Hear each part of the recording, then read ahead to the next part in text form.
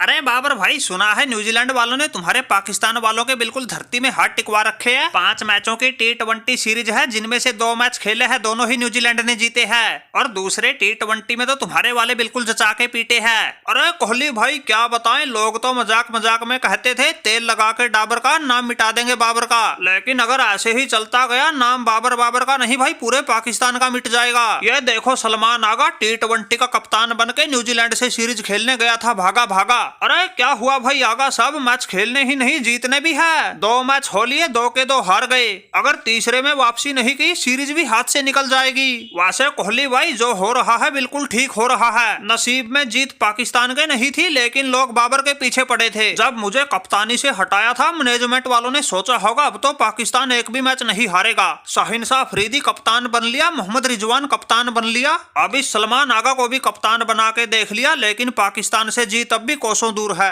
अरे बाबर भाई, लोग तो तुम्हारे पीछे वैसे ही पड़े थे। ये तो वही बात हो गई भाई, धूल चेहरे पे जमी थी लेकिन साफ शीशा किया जा रहा था। बताओ, जीतना पाकिस्तान के नसीब में नहीं, लेकिन कप्तान बदलने पे पूरा जोर लगा रखा है। अरे कोहली भाई क्या करे, हमने तो कप्तानी पारी खेली थी, 28 गेंद में 46 रन बनाए थे, 4 चौकों के साथ 3 छक्के भी लगाए थे। लेकिन जब शाहीन शाह अफरीदी जैसे गेंदबाज भी एक एक ओवर में 4-4 छक्के खाएंगे, फिर बताओ ये सलमान आगा कैसे पाकिस्तान को जितवाएंगे।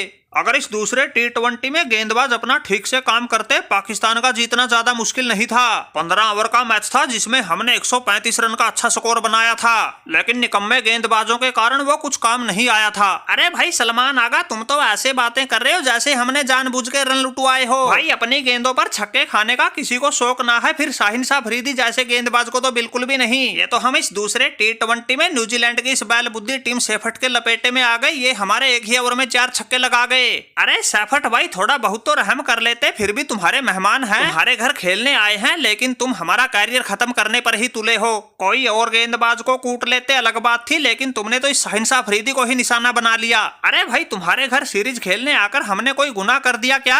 अरे शाहीन अफरीदी भाई, तुम तो वैसे ही दिल पे ले गए। हमने तुम अकेले को नहीं कूटा, बल्कि तुम्हारे लगभग सभी गेंदबाजों के टांके तोड़े हैं। माना कि तुम्हारे 3 ओवर में 31 रन आए हैं, लेकिन उस मोहम्मद अली को देखो, उसके भी तो 2 ओवर में 34 रन ठोक रखे हैं। एक वो जहादाद खान, उसने भी तो 7 गेंद में ही 23 रन लुटाए हैं। और रही बात भाई कुटाई की, शाहीन अफरीदी कुटाई से मत घबराओ, इसकी तो तुम आदत डाल लो। अभी तो तुम लोगों ने 3 T20 और मैच खेलने हैं, फिर उसके बाद 3 वनडे मैचों की भी सीरीज है, इसलिए ऐसी कुटाई तो तुम्हें हर मैच में देखने को मिलेगी। अरे टीम सेफट भाई बिल्कुल ठीक कह रहे हो, तुमने इन पाकिस्तानियों को इनके घर में ही नहीं छोड़ा था, फिर यहाँ तुम्हारे देश में तो इनके टाके टूटने ही थे। अरे बाबर भाई, मुझे तो यार तुम्हारा ये सीन ही समझ में नहीं आ रहा। जब तुम पाकिस्तानियों से न्यूजीलैंड के खिलाफ तुम्हारे अपने घर में ही नहीं जीता गया था, फिर ये तुम्हारे वाले इनके घर में क्या टिंडे लेने गए थे? क्यों अपनी बेइज्जती करवा रहे हो? बेचारे पाकिस्तानी खेल प्रेमियों की नाक कटवा रहे हो।